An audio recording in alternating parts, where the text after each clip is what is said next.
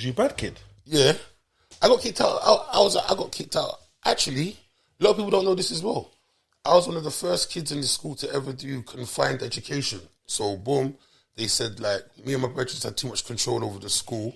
So they flipping sent us to college early. But before they sent us to college, I wasn't allowed to have school playtime with any of the kids. I had to be in the school half an hour earlier. They just left us in some room. Well, it was like segregated, and it was like, that's against the law. So they sent us to college.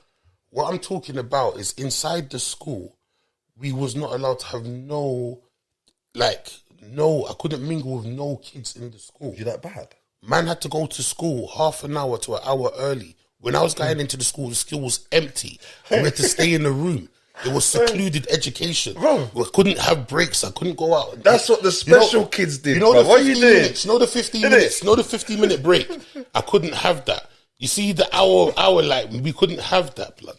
You get what I mean? We stayed in this room and they brought in specialist teachers and that. Because it's not. You get me? It's not. And then after that, last. I went to college at like 14. 14, I was in Brixton College, no, Vauxhall College.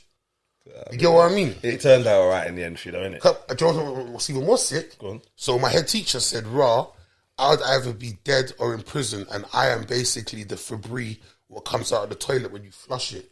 Yeah, and then imagine, obviously, man's blown up, and South London Press wanted to do a coverage of me, innit? So I had to go back to my school, and she didn't want to meet me. Big up. You get me? Look at that. You know what's the teacher's name? Miss Tapper. Black teacher. Yeah. We had talking of the toughest kid at school, we had a guy called Nathan Tapper and Jermaine Tapper. No way that could be them, man. Wait.